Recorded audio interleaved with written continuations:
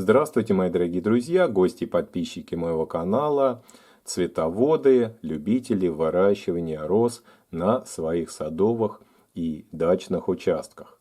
В этом видео я вам на рисунке в виде схемы очень наглядно и просто покажу вам основные моменты обрезки различных видов роз.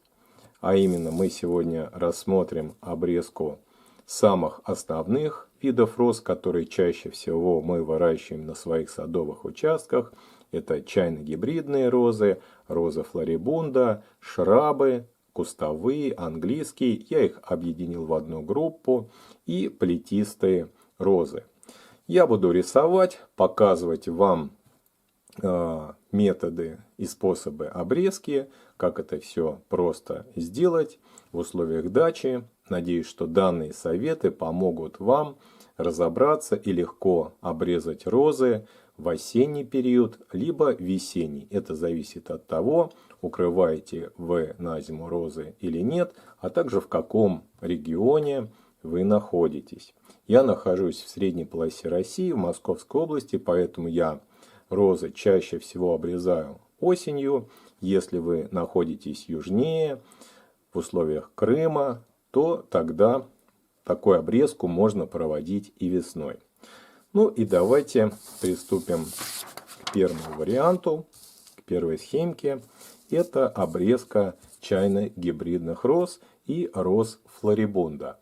Такую обрезку я уже показывал на своем участке, непосредственно на самих розах. Это все легко и просто, но решил также показать ее в виде схемы, чтобы вам было более понятно. Итак, смотрите, я вот здесь нарисовал, как вы видите, уже посаженные растения. Вот представьте, что вы посадили кустики роз, они примерно выглядят вот так. То есть здесь у нас находится прививка, она заглубляется примерно на 5-10 сантиметров ниже уровня почвы. У розы имеются вот такие вот стержневые корни. Причем стержневая корневая система развита только у привитых на шиповник роз. Если розы выращены корнесобственные, то корневая система имеет другое строение, мочковатое. Итак, посажен саженец. Представим, что это весна. И вот за лето у него выросли вот такие вот побеги. Рисую схематично, конечно. Представим, что вырос вот такой вот кустик. Здесь образовались бутончики на концах. И вот так он в это лето расцвел.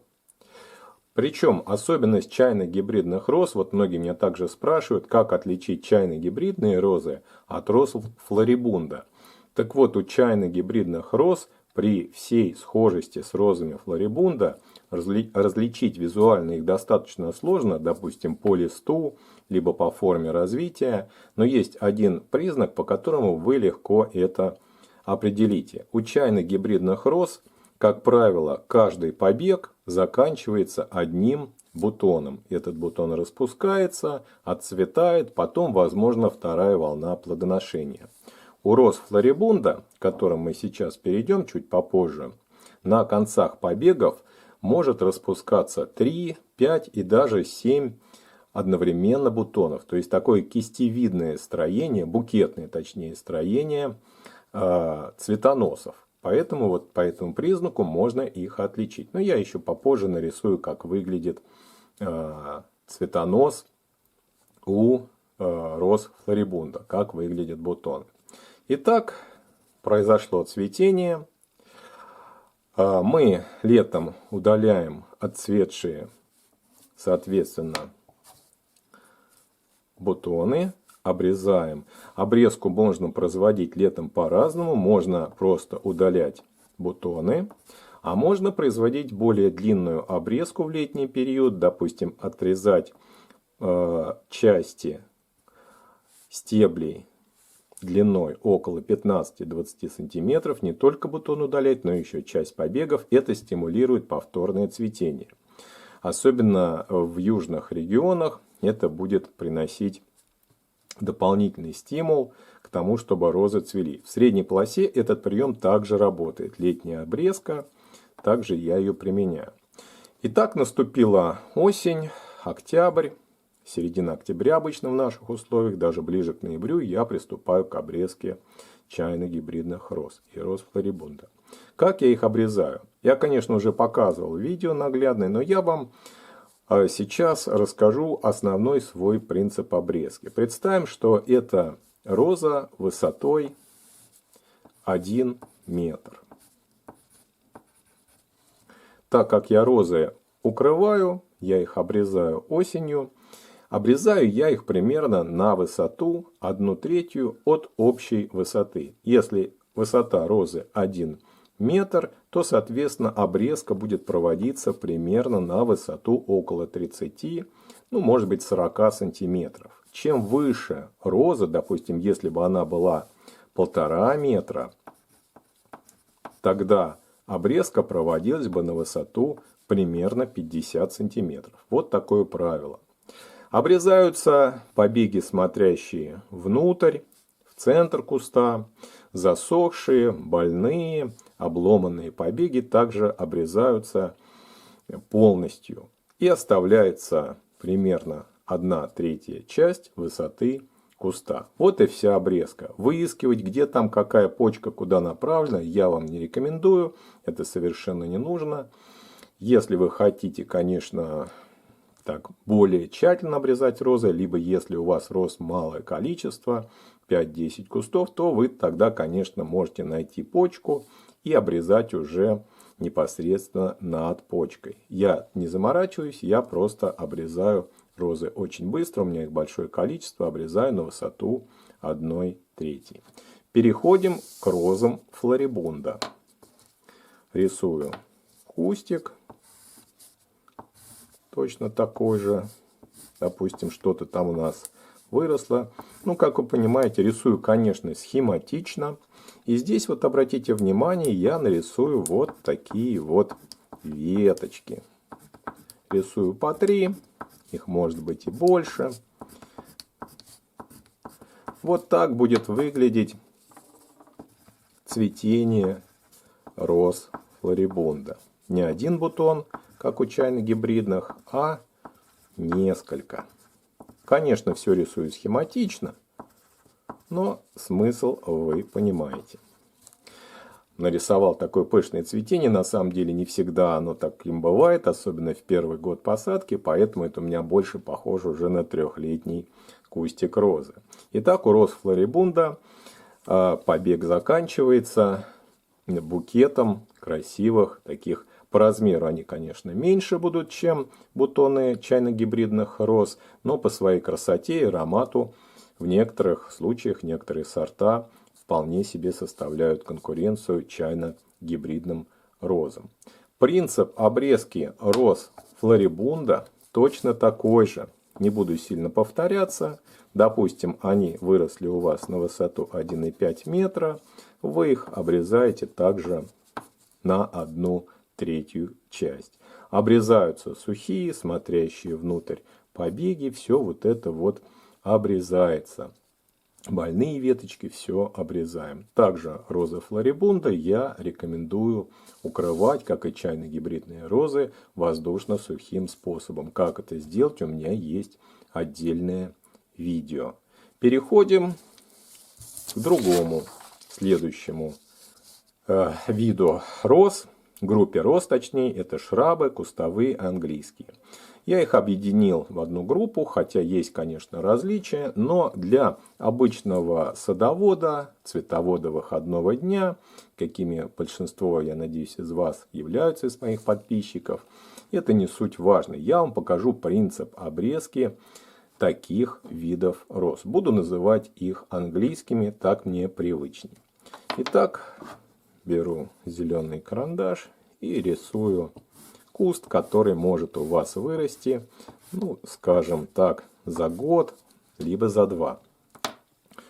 На английских розах также могут располагаться несколько побегов, точнее бутонов. Они бывают и в середине, разбросаны. Вот таким образом. Вот получается что-то такое. Как же в этом случае обрезать английские розы? Я не буду сейчас говорить про сорта, чтобы не удлинять ролик. Вот примерно эти группы роз мы обрезаем совсем по-другому, в отличие от роз чайно-гибридных, от роз флорибунда, обрезка совсем другая. В летний период мы, как и на предыдущих группах роз, удаляем отцветшие бутоны, следим, чтобы не образовывались на растениях семенные коробочки. Все это удаляем, чтобы не забирало вызревание семян силы у куста, и чтобы цветение продлилось наидольшим, так скажем, способом до самых заморозков. Следим за розой, обрабатываем ее от вредителей, от болезней. Пришла осень. Я так скажу, что в наших условиях, в условиях средней полосы, я все-таки рекомендовал бы также и английские розы укрывать, потому что большинство из них не очень зимостойкие, и перенести морозы ниже 25 градусов без укрытия многие из таких видов роз не могут. Но отличие, пожалуй, составляют канадские розы, кустовые, которые с повышенной морозостойкостью, но они не столь декоративны, как, скажем, английские розы. Зимой, точнее осенью, в зиму, перед укрытием, а укрытие нужно будет соорудить более основательное, более высокое, нежели у роз чайно-гибридных, либо у роз флорибунда, по одной причине, потому что мы данную группу роз мы коротко не обрезаем. Если мы ее обрежем на высоту 1/3, как вот чайно-гибридные розы, то мы очень сильно ослабим цветение в следующем году. Нам надо создать такой красивый кустик, похожий на куст смородины, на ухоженный куст смородины. Вот такой вот у нас кустик должен получиться. Естественно, что мы удалим все вот эти вот побеги, которые у нас цвели. Также удалим все смотрящие внутрь сухие веточки. И у нас сформируется такой, вот я бы вот этот вот еще удалил, вот так. Сформируется хороший такой красивый кустик, как я уже сказал, наподобие ухоженного, красиво обрезанного куста смородины. Вот на что должен быть похож куст английской розы осенью после обрезки, либо весной. Высота растения может быть разная. Бывают высокие, достаточно розы, достигающие 1,5 метра. Вы, конечно, можете, я бы оставлял высоту, конечно, таких роз около 1 метра.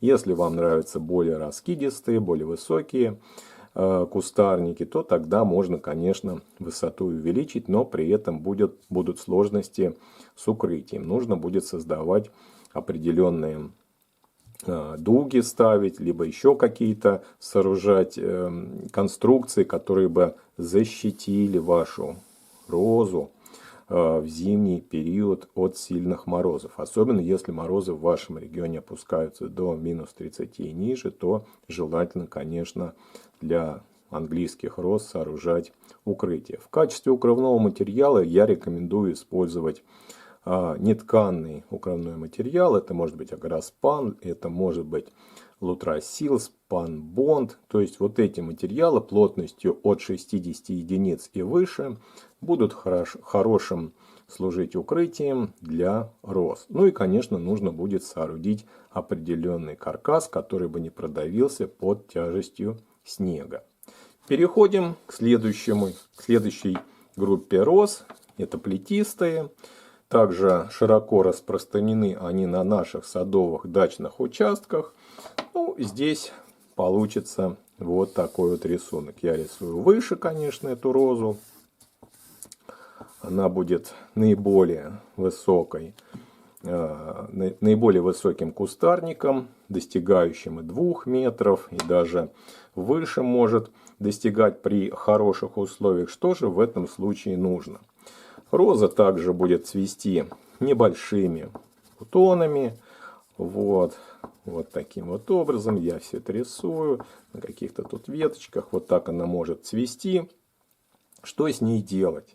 Допустим, она у вас достигла высоты 2 метров. 2 метра в высоту. Что же с ней делать? Обрезка происходит также не короткая, как у чайно-гибридных роз, а оставляется высота розы. Я бы оставил все 2 метра, если она такой у вас бы выросла. Удаляются все засохшие, отцветшие бутончики. Проводится вот такая вот щадящая длинная обрезка с сохранением побегов, стеблей на следующий год. Если идет загущение, то можно убирать побеги, растущие внутрь куста, и формируется вот такой вот высокий куст. Дальше он нуждается в большинстве случаев, конечно, в укрытии. Что в этом случае нужно сделать? Обычно самый простой способ укрытия – это, конечно, пригнуть плетистую розу к земле. Как это сделать? Очень просто. Вокруг розы с помощью хорошей такой веревки плотной делаем вот такие вот, по кругу ее обматываем. У нас получается примерно вот такая картинка. Вот у нас побеги роз будут соединены вместе.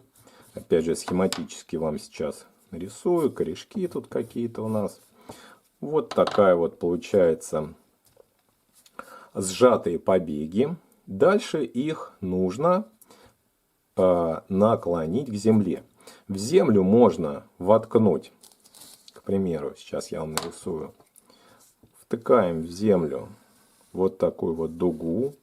Дуга может быть как выполнена из арматуры металлической, пластиковой, стеклопластиковой. И вот эту вот всю конструкцию из побегов связанных мы прикрепляем уже непосредственно к этой дуге. Вот так начинают располагаться побеги у плетистой розы. Они переходят вот в это положение. И вот здесь мы их опять же с помощью хорошей такой плотной веревки, бечевки, мы их скрепляем, привязываем. Привязываем хорошо, получается вот так вот, к дуге.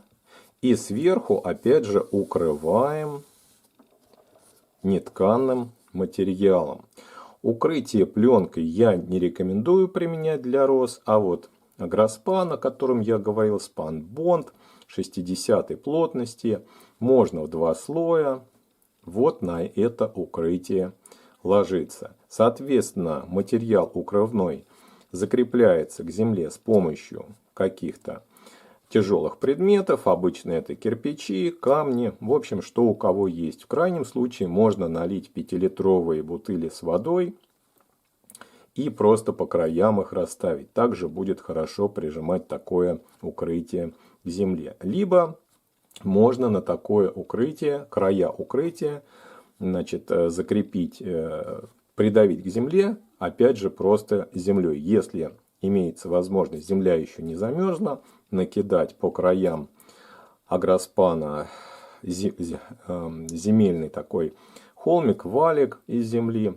Это все тоже хорошо будет удерживать агроспан, чтобы он не улетел при сильных ветрах. Когда придет зима, на укрытие ляжет снег, при этом с укрывного материала он, как правило, не сползает, даже при плюсовых температурах хорошо держится, и это будет надежным укрытием в зиму. Надеюсь, что данное видео было вам интересно и полезно. Если у вас есть вопросы или если вы хотите поделиться вашим опытом обрезки и укрытия роз в зимний период, вы можете написать это в комментариях. Хорошего вам цветения!